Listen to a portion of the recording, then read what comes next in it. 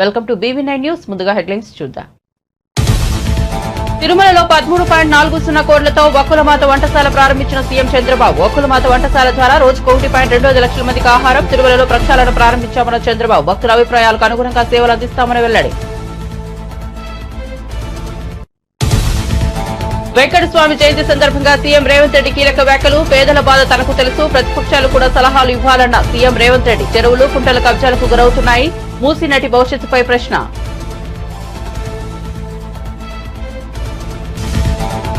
వైఎస్ఆర్ జిల్లా పేరు మార్చాలంటూ సీఎం చంద్రబాబుకు లేఖ రాసిన మంత్రి సత్యకుమార్. గతంలో కడప జిల్లాకు వైఎస్ఆర్ జిల్లా అనే పేరు మార్పు. కడప చారిత్రక విశిష్టత ఉన్న ప్రాంతం అని వెల్లడి. అందుకే వైఎస్ఆర్ కడప జిల్లాగా పేరు మార్చాలని విజ్ఞప్తి. మాజీ మంత్రి కేటీఆర్ సెన్సేషనల్ కామెంట్స్. రేవంత్ రెడ్డి చేసేది 4th సిటీ కాదు, 4 బ్రదర్స్ సిటీ. రైతు రుణమాఫీపై పచ్చాబద్దాలు ప్రచారం చేస్తోంది కాంగ్రెస్ సర్కార్ అన్న కేటీఆర్. కందుకూరులో రైతు ధర్నాలో పాల్గొన్న కేటీఆర్ వెంటనే 2 లక్షల రుణమాఫీ చేయాలని డిమాండ్. సినీ నటుడు రాజేంద్ర ప్రసాద్ ఇంటో విషాదం. గుండెపోటుతో రాజేంద్ర ప్రసాద్ కూతురు గాయత్రి మృతి. గాయత్రి వయసు 38 సంవత్సరాలు. కార్డియాక్ అరెస్ట్ కు గురైన గాయత్రి.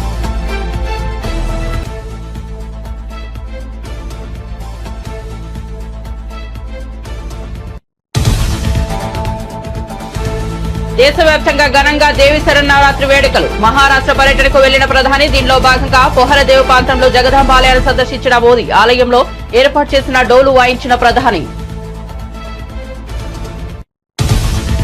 అల్పపీడనం ప్రభావం ఏపీ తెలంగాణపై తీవ్రంగా ఉండనుందన్న IMD హెచ్చరిక. రాయలసీమలోని జిల్లాలకు ఎల్లో అలర్ట్ జారీ. తెలంగాణలో పలు జిల్లాల్లో రేపు భారీ వర్షాలుంటాయన్న వాతావరణ శాఖ.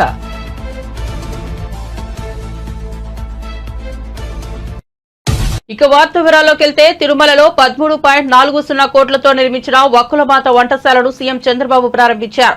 అనంతరం ఆయన మాట్లాడుతూ వక్కులమాత కేంద్రీయ వంటశాలను ప్రారంభించడం ఆనందంగా ఉందని తెలిపారు. రోజుకు 1.25 లక్షల మందికి అన్న ప్రసాదాన్ని ఈ వంటశాల ద్వారా అందించవచ్చని వెల్లడించారు. 18,000 మందికి అరగంటలో ఒక రకం వంటకాన్ని కిచెన్ ద్వారా అందించవచ్చని తెలిపారు. తరిగుంట, వెంగబాంబ, అక్షయ వక్కులమాత వంటశాలలతో రోజుకు 3 లక్షల మందికి అన్నప్రసాదం అందించవచ్చని, శ్రీవారి దర్శనానికి వచ్చే భక్తులకు మెరుగైన సేవలు అందించేలా ఆధునిక కిచెన్లు ఏర్పాటు చేశామని చంద్రబాబు చెప్పారు. ఐటెంను బట్టి తయారవుతాయి. ఒక హాఫ్ అన్ అవర్లో ఒక 18,000 మందికి ఒక ఐటెంని సరఫరా చేసే అవకాశాలు వస్తాయి. దీనివల్ల ఇప్పటికీ 3 కిచెన్లు వచ్చాయి. వెంగమాంబ కిచెన్ ఒకటి, అక్షయ కిచెన్ ఒకటి, ఇది 3వ కిచెన్. ఈ 3 వల్ల 33 లక్షల మందికి ఏ టైంలో కావాలన్నా వంట చేసే పరిస్థితి వస్తుంది. అదే సమయంలో ఏది కావాలన్నా ఒక 30 నిమిషాల నుంచి మ్యాక్సిమం 30 నిమిషాల నుంచి సాంబార్ రైస్ అయితే 1 గంట 45 నిమిషాల వరకు అవుతుంది. దీనివల్ల క్వాలిటీ బాగా పెరిగే అవకాశం ఉంటుంది. ఎప్పుడు కూడా వెంకటేశ్వర స్వామి దగ్గరికి వచ్చిన వారు ప్రసాదాన్ని కానీ అన్నాన్ని కానీ ప్రసాదంగానే భావిస్తారు. అలాంటి భక్తులకి మెరుగైన సేవలు అందించడానికి ఇక్కడ కిచెన్స్ అన్ని పనిచేస్తాయి. అదే సమయంలో ఎక్కడ కూడా నాణ్యతలో ఎక్కడ రాజీ పడం, ఎక్కడైతే ముడి సరుకులు కావాల్సినటువంటి మనం ప్రొక్యూర్మెంట్ నుంచి అన్ని జాగ్రత్తలు తీసుకుంటున్నాం. ల్యాబొరేటరీస్ అన్నీ పెడతాం. ఆ ల్యాబొరేటరీస్లో అన్ని టెస్ట్ అవుతాయి, అన్ని రికార్డ్ చేసుకుంటారు. అదే సమయంలో ఇక్కడ ప్రాసెస్ కూడా one of the best recipe. Venkateswara Swami దగ్గరుండే లడ్డు ప్రపంచంలో ఎక్కడ కూడా ఎవరు కూడా రిప్లికేట్ చేయలేకపోయారు, తయారు చేయలేకపోయారు. దానికంటూ ఒక పేటెంట్ కూడా ఉంది. చాలామంది ప్రయత్నం చేసి కూడా ఫెయిల్ అయ్యారు. అలాంటి పవిత్రమైన లడ్డుని కానీ, ఇక్కడుండే జిలేబీ కానీ, ఇక్కడుండే మైసూర్ పాక్ కానీ దానికి ఒక ప్రత్యేకత ఉంది. వడకు కూడా ఒక ప్రత్యేకత ఉంది. అలాంటి మళ్ళీ ఇవన్నీ కూడా టోటల్గా ప్రక్షాళన చేసి రాబోయే రోజుల్లో ఫీడ్బ్యాక్ కూడా తీసుకుంటాం. ఈరోజు మీరు చూస్తే ఉదయం ఒక అర్ధగంట నేను కూడా సమీక్ష చేశాను. నా సమీక్షలో ఒకప్పుడు ఏవైతే పగడ్బందీగా చేయడానికి మొత్తం గ్రీన్ కవర్ అయితే ఇప్పుడు 72%కి వచ్చాం. డీప్ ఏదైతే ఫారెస్ట్ ఉందో దీన్ని 72%కి వచ్చాం. దాన్ని 90% తీసుకుపోయే అవకాశం ఉంది. బయోడైవర్సిటీ కూడా ఫోకస్ చేయమన్నాను. అదే సమయంలో ఇక్కడ వాటర్ కన్జర్వేషన్ కూడా లాజికల్గా తీసుకుపోవాల్సిన అవసరం ఉంది. ఒకప్పుడు మెడిసినల్ ప్లాంట్స్ కూడా తీసుకొచ్చి పెట్టాం. ఇవన్నీ కూడా ఎందుకంటే ఒక పక్క బయోడైవర్సిటీ ఒకటి, రెండోది ప్రశాంతమైన వాతావరణాన్ని క్రియేట్ చేయడానికి అనుకూలమైన వాతావరణం చేయాలని చెప్పి ఉద్దేశంతో ముందుకు పోయాం. అది కూడా ఒకసారి మళ్ళా సమీక్ష చేశాను. రెండోది పరిశుభ్రత మీద కూడా ఎక్కువ శ్రద్ధ పెట్టమన్నాను. ఎక్కడెక్కడి నుంచో భక్తులు వస్తారు. భక్తులు వచ్చినప్పుడు వాళ్ళకు కావాల్సింది వెంకటేశ్వర స్వామి నామం తప్ప ఇంకొకటి మాట్లాడే పరిస్థితి లేకుండా వాళ్ళు అన్ని విధాలు ఒక ప్రశాంతమైనటువంటి ఒక దివ్య క్షేత్రంగా. పేదోడి బాధ ఎలా ఉంటుందో తనకు తెలుసని, జీవితాంతం కష్టపడి కట్టుకున్న ఇల్లు కూలిపోతే వాళ్ల బాధ ఎలా ఉంటుందో తాను అర్థం చేసుకోగలనని, 20 ఏళ్లు ప్రతిపక్షంలో ఉన్న తనకి పేదల బాధ ఎలా ఉంటుందో తెలుసునని సీఎం రేవంత్ రెడ్డి అన్నారు. అందుకే వాళ్లను ఎలా ఆదుకోవాలో ప్రతిపక్షాలు కూడా చెప్పాలని కోరారు. కాంగ్రెస్ పార్టీ సీనియర్ నేత, కేంద్ర మాజీ మంత్రి జి వెంకటస్వామి జయంతి సందర్భంగా రవీంద్ర భారతిలో ఏర్పాటు చేసిన కార్యక్రమంలో సీఎం రేవంత్ రెడ్డి వ్యాఖ్యలు చేశారు. చెరువులు, కుంటలు, నాలాలు కబ్జాలకు గురవుతున్నాయని, ఇక మూసీ కూడా పూర్తిగా కబ్జా అయిపోతే ఆ తరువాతి కాలంలో అనంతగిరి నుంచి వచ్చే వరద నీటిని హైదరాబాద్ ఎలా భరించగలుగుతుందని సీఎం రేవంత్ రెడ్డి ప్రశ్నించారు. కాంగ్రెస్ పార్టీ సీనియర్ నేత, కేంద్ర మాజీ మంత్రి జి వెంకటస్వామి జయంతి సందర్భంగా రవీంద్ర భారతిలో ఏర్పాటు చేసిన కార్యక్రమంలో సీఎం రేవంత్ రెడ్డి ఈ వ్యాఖ్యలు చేశారు. ఈ పేదలు ఎట్లా ఆదుకుందామో చెప్పుండ్రి. వాళ్ళందరూ ఆస్తులు ఉండిపోయి మూసీలో కట్టుకోలే, వాళ్ళ వాటర్ వ్యూ కోసం కట్టుకోలే, బతకలేని పరిస్థితుల్లో వాళ్ళు అక్కడికి పోయి ఉన్నారు. వాళ్ళు ఎట్లా బతికించుకుందామో చెప్పుండ్రి. అందుకే ఈరోజు మా బట్టి విక్రమార్క గారికి నా విజ్ఞప్తి, పొన్నం ప్రభాకర్ గారు ఎనివే హైదరాబాద్ ఇన్ఛార్జ్ మినిస్టర్, ముఖ్యమైన వాళ్ళందరినీ పిలిచి మీరు చర్చలు ప్రారంభించండి అన్న. వాళ్ళ సూచనలు తప్పకుండా స్వీకరిద్దాం. ఈ పేదోళ్ళని ఎట్లా ఆదుకుందామో చెప్తాము. కాక వెంకటస్వామి గారినే స్ఫూర్తిగా తీసుకుందాము. హైదరాబాద్ నగరానికి వలస వచ్చి ఉద్యోగ ఉపాధి దొరక్క మూసీలో కలుషితమైన వాతావరణంలో బ్రతుకుతున్న వాళ్లకు ఒక మంచి జీవితానికి, వాళ్ళకు ఒక మంచి వసతులు కల్పించడానికి అవసరమైన ప్రణాళికలు మీరు సిద్ధం చేయండి. ఈ ప్రభుత్వం అది అమలు చేస్తుంది. వాళ్ళు దోపిడీ చేసిన దాంట్లో ఒక 10% పెడితే వీళ్ళ జీవితాలు బాగుపడతాయి. 1500 కోట్లు ఇవ్వాలి వాళ్ళ బ్యాంకులు ఉన్నాయి, టీఆర్ఎస్ పార్టీ బ్యాంకులు. ఒక 500 కోట్లు ఇయ్యరే, అందరికీ ఇంత తలాయిని వంచి పెడదాము. 1000 ఎకరాల గజ్వేల్లో ఫామ్ హౌస్ ఉంది. 1000 ఎకరాలలో ఒక 500 ఎకరాలు అందరికీ ఇందిరమ్మ ఇల్లు కట్టిస్తా. అందులో నేను ఇల్లు కట్టించే బాధ్యత నాది. భూదానం నువ్వు చేయి చంద్రశేఖరరావు. పోనీ కేటీఆర్ నీకు 50 ఎకరాలు ఉంది జన్వాడల, ఓ 25 ఎకరాలు ఒక పక్కకి మంచిగా 10 అంతస్తులలో అందరికీ ఇందిరమ్మ ఇల్లు కట్టిస్తా ప్రభుత్వం నుంచి సొమ్ము పెట్టి.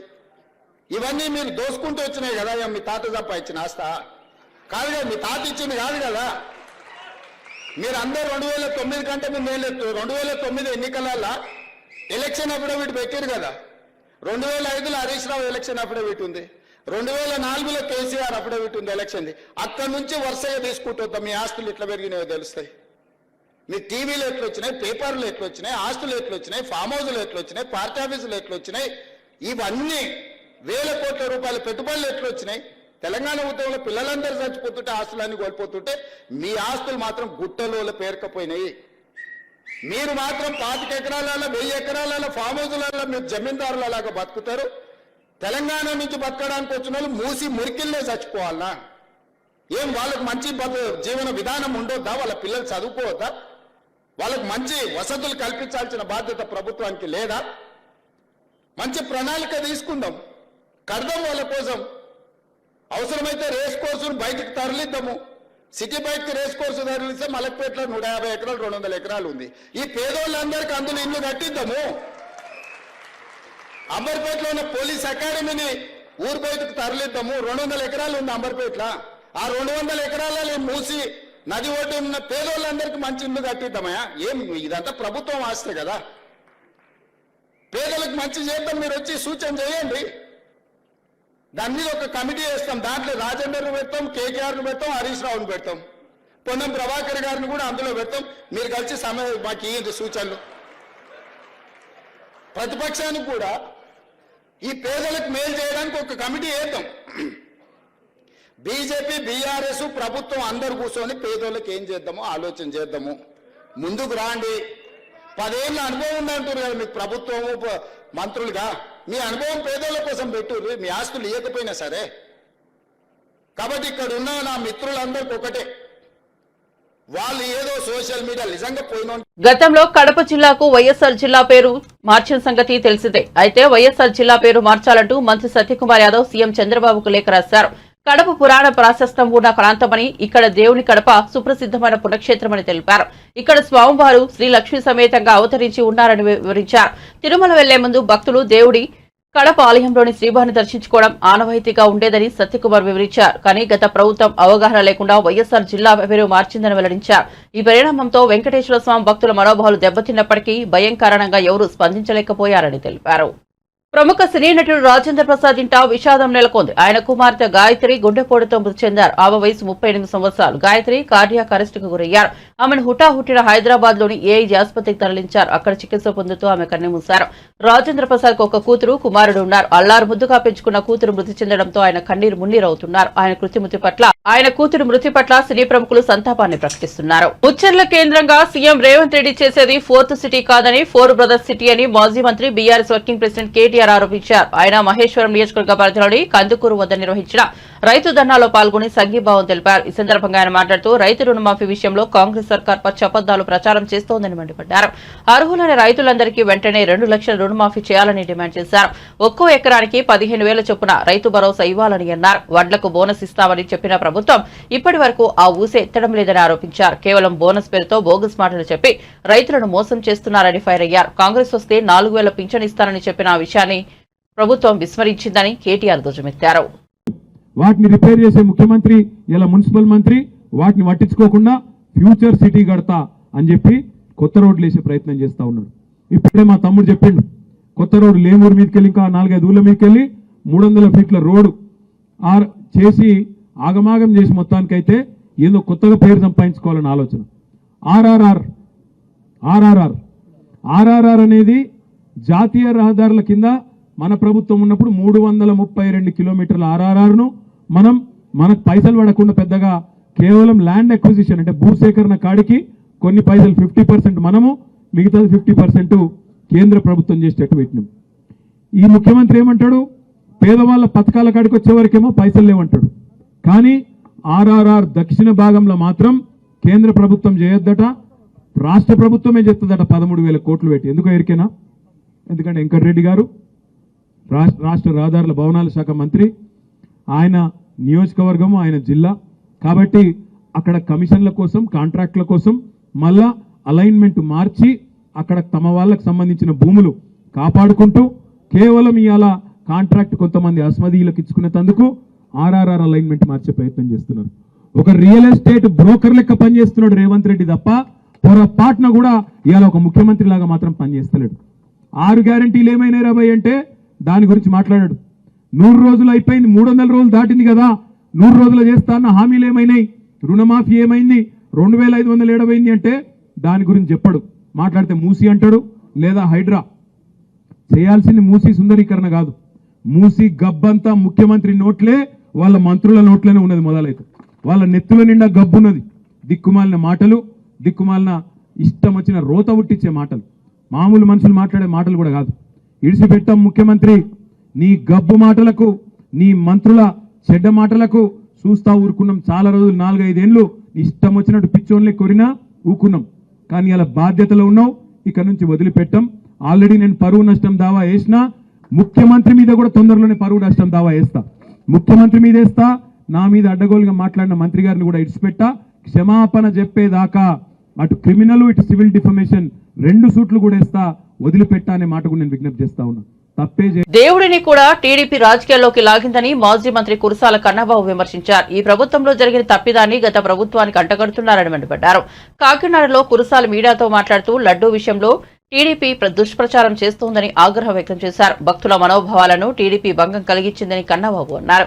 గత ప్రభుత్వంపై బురద జల్లే రాద్ధాంతం చేశారని మండిపడ్డారు. సుప్రీంకోర్టు చివాట్లు పెట్టిన తర్వాత కూడా చంద్రబాబు ఆడుకో కట్టుగతులు ప్రచారం చేస్తున్నారని విమర్శించారు. జగన్ను తగ్గిస్తున్నామని అనుకుంటూ టీటీడీ విశిష్టతను దెబ్బతీస్తున్నారని ఆయన మండిపడ్డారు.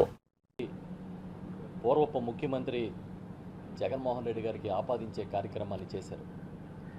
ఎంత రచ్చ చేశారో, ఎన్ని రకాల ప్రచారాలు దుష్ప్రచారాలు చేశారో మనందరం కళ్ళ కట్టినట్టుగా చూసాం. చివరికి నిన్న సుప్రీంకోర్టులో ఈ రాష్ట్ర ప్రభుత్వం వేసిన సిట్ని పక్కన పెట్టి ఈ రాష్ట్ర ప్రభుత్వం వేసిన ఆ విచారణ కుదరదని సిబిఐ డైరెక్టరు ఆధ్వర్యంలో ఒక స్వాతంత్ర విచారణ వ్యవస్థని సుప్రీంకోర్టు నియమించింది.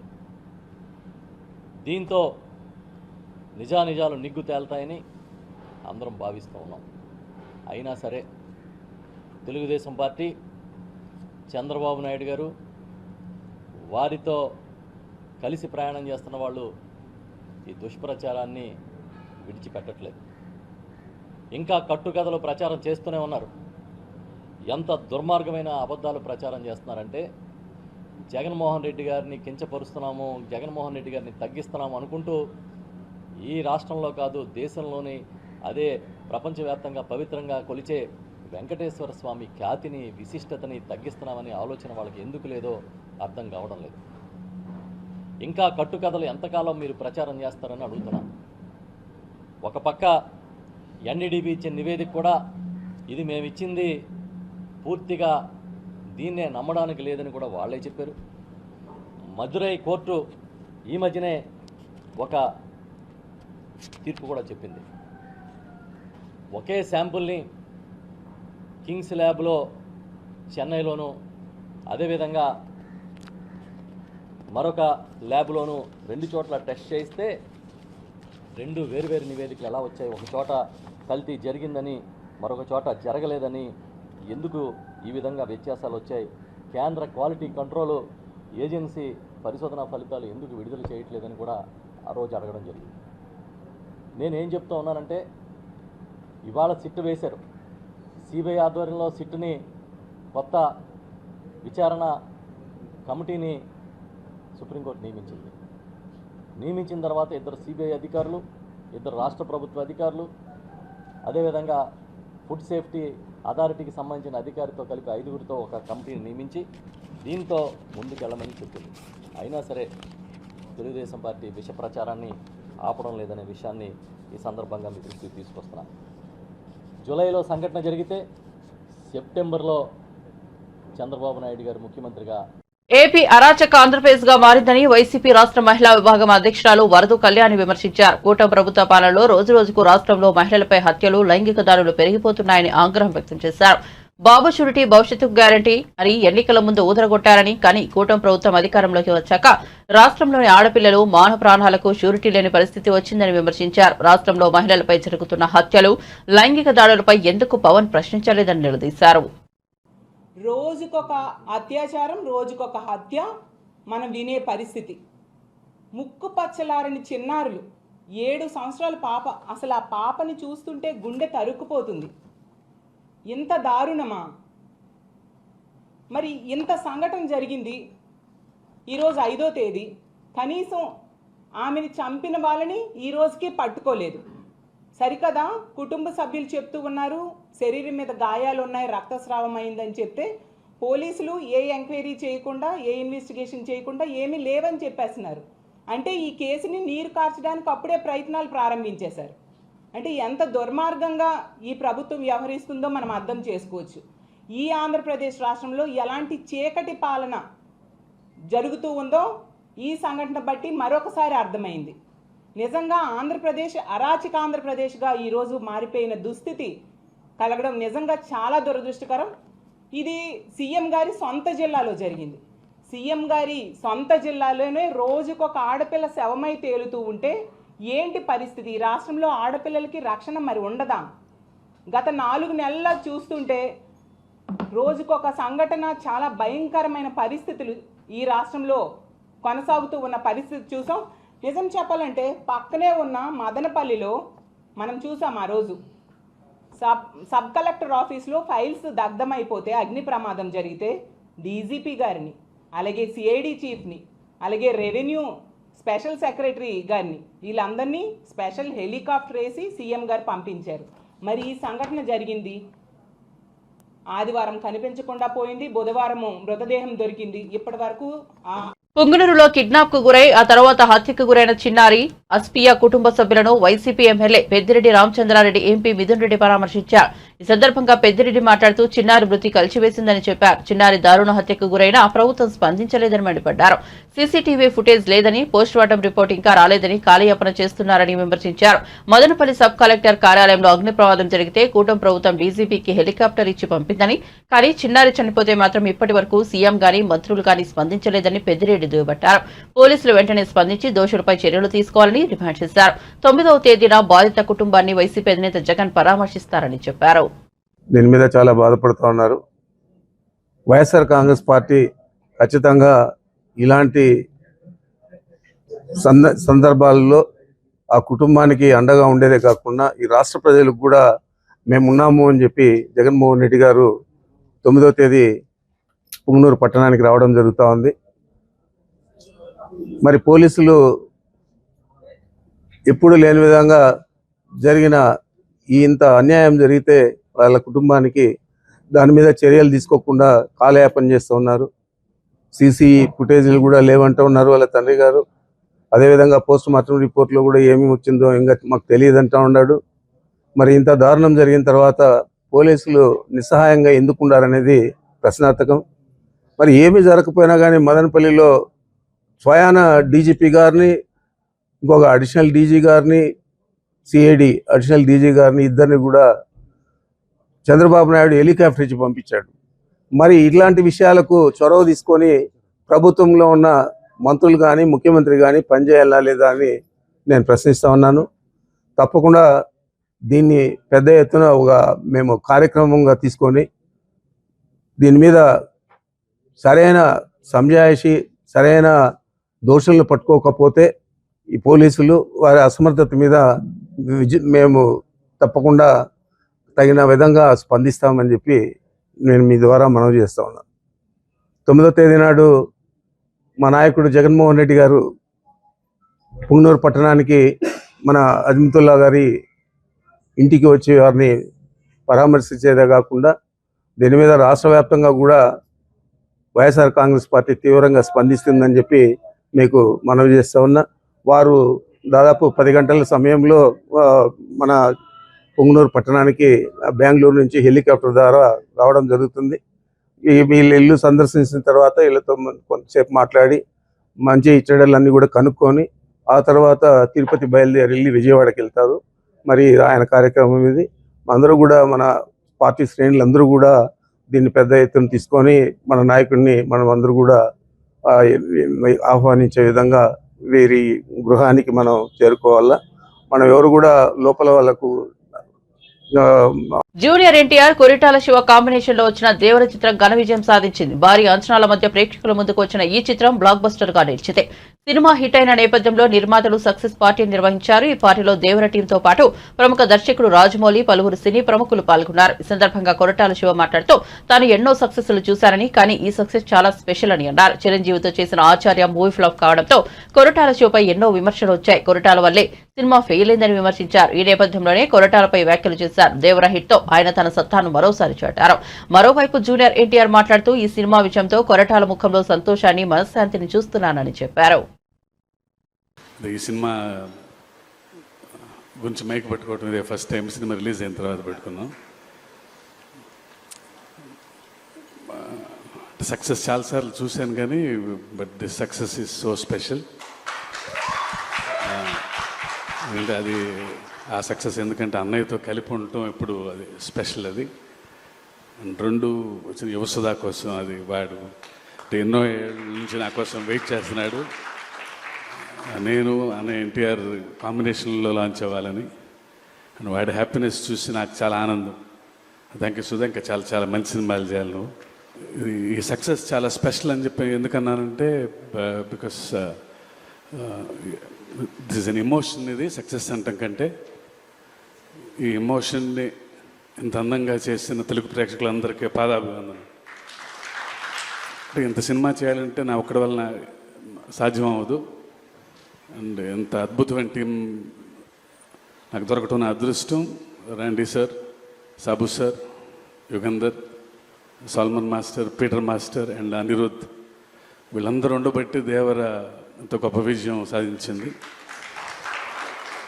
అండ్ ముఖ్యంగా once again producers Sudhakar, Hari గారు, కళ్యాణ్ రామ్ గారికి నా స్పెషల్ థ్యాంక్స్. నా వెన్నంటే ఉండి ఇంత పెద్ద సినిమా చేయటానికి నాకు ఎవ్రీ మూమెంట్లో నాకు అండగా ఉన్నందుకు, ఇలా తీయాలి మీరు. జయలవకుశ, అరవింద సమేత వీర రాఘవ, ఆర్ఆర్ఆర్, ఇప్పుడు దేవరా,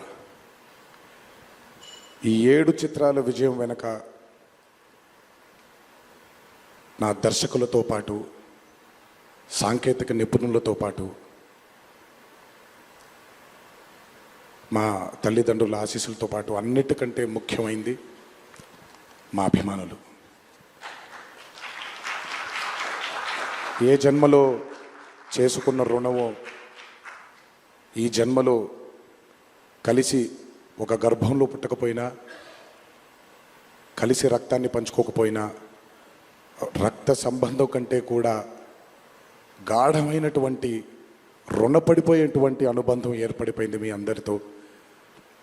ఎప్పుడూ నా వెన్నంటే ఉండి, ఎప్పుడూ నా కోసం పోరాడుతూ, ఎల్లప్పుడూ నాకు మీ ఆశీస్సుల్ని అందచేస్తున్నందుకు శిరస్సు వంచి మీ పాదాభివందనం చేసుకుంటున్నాను. ఈ జన్మలో కాకపోయినా ఇంకొక జన్మలోనైనా మీ రుణాన్ని తప్పకుండా తీర్చుకుంటాను. అప్పటిదాకా వడ్డీని లెక్క వేస్తూ ఉంటాను నేను. ఇంకొకసారి మీ అందరికీ నా హృదయపూర్వక ధన్యవాదాలు తెలియచేస్తున్నాను. అందరూ దేవర చిత్రాన్ని ఇంత భారీ విజయం చేసినందుకు ఇంకొకసారి మీ అందరికీ నా కృతజ్ఞతలు తెలియజేస్తున్నాను. ఈ చిత్రం ఇంత భారీ విజయం సాధించినందుకు the pillars of Devara, Srikanth గారు, ప్రకాష్ రాజ్ గారు,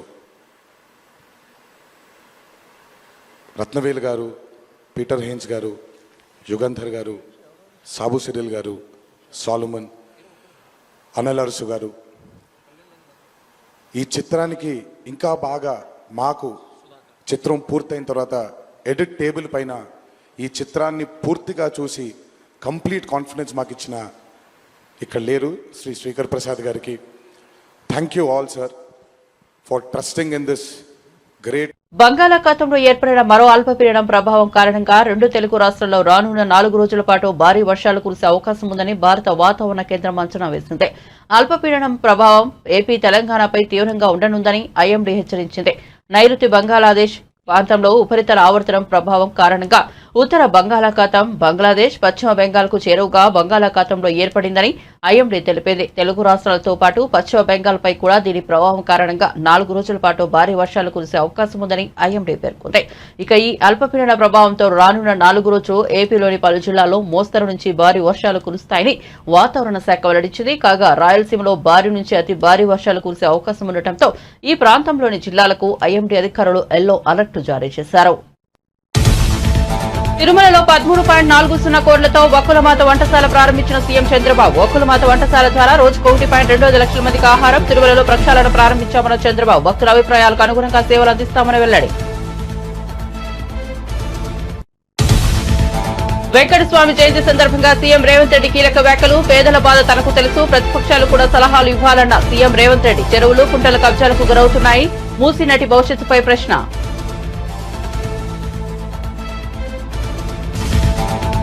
వైఎస్ఆర్ జిల్లా పేరు మార్చాలంటూ సీఎం చంద్రబాబుకు లేఖ రాసిన మంత్రి సత్యకుమార్. గతంలో కడప జిల్లాకు వైఎస్ఆర్ జిల్లా అని పేరు మార్పు.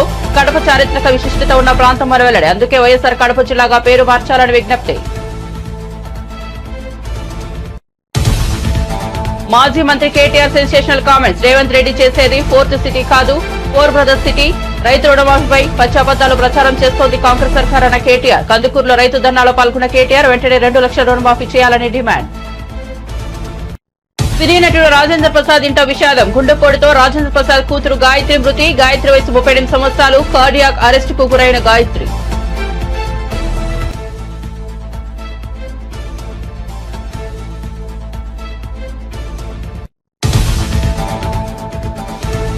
దేశవ్యాప్తంగా ఘనంగా దేవి శరన్నవరాత్రి వేడుకలు. మహారాష్ట్ర పర్యటనకు వెళ్లిన ప్రధాని దీనిలో భాగంగా పొహరదేవ్ ప్రాంతంలో జగదాంబ ఆలయాన్ని సందర్శించిన మోదీ. ఆలయంలో ఏర్పాటు చేసిన డోలు వాయించిన ప్రధాని.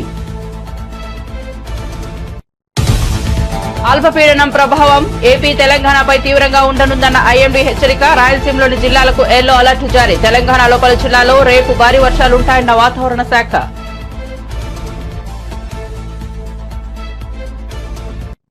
మరిన్ని అప్డేట్స్ కోసం చూస్తూనే ఉండండి BV9 న్యూస్.